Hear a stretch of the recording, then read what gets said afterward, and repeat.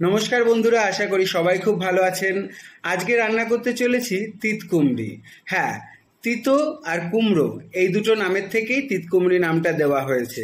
যদিও আমরা এখানে কুমড়ো ইউজ করছি না, আমরা ইউজ করছি চাল কুমড়ো, এবং সর্ষেতে যেহেতু একটা হালকা তিতো এবং ঝাঁঝালো ভাব থাকে, তার জন্য এই নামটা দেওয়া হয়েছে তিতকুমড়ি।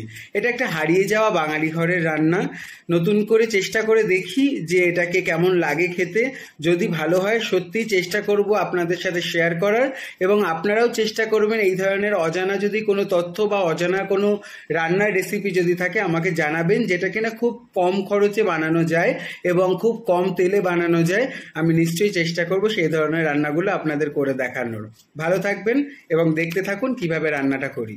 তো আজকে রান্নাটা করতে আমাদের লাগছে চাল কুমড়ো। আমি এখানে মাঝারি সাইজের একটা চাল কুমড়োকে কুচি কুচি করে কেটে নিয়েছি। তার সাথে লাগছে সর্ষের তেল,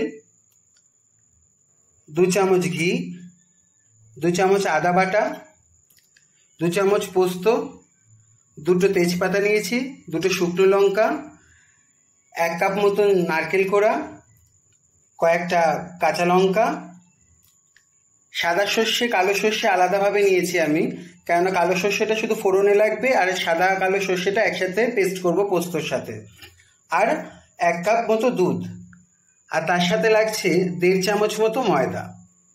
প্রথমে চাল কুমড়োটাতে খানিকটা লবণ মিশিয়ে একটু মজতে দেব, ভালো করে মেখে দেবো এটাকে। এটার থেকে অটোমেটিক খানিকটা জল ছেড়ে যাবে।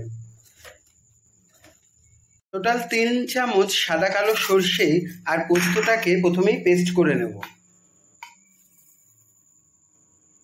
প্রথমেই কড়াইতে দিয়ে দেব 2 চামচ মতন সর্ষের তেল।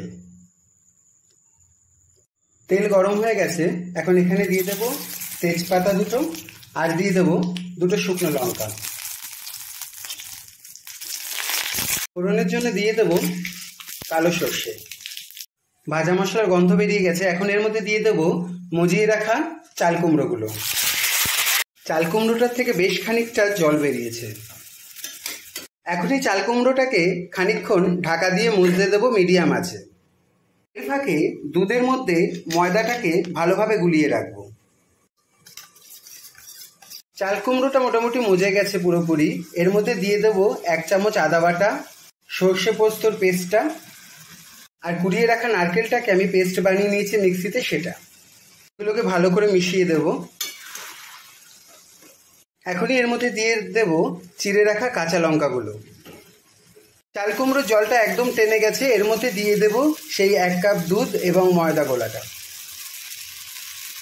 এটা হয়ে গেছে, এখন এর মধ্যে দিয়ে দেব সেই 2 চামচ ঘি। ঘিটা আস্তে আস্তে মেল্ট হয়ে যাবে, যখন আমরা খাবার জন্য নেব তখন একবার মিশিয়ে নিয়ে তারপরে নেব।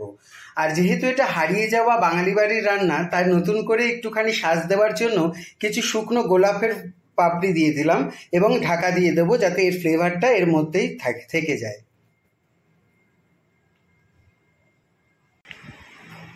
তো আমাদের তিতকুমড়ি রেডি।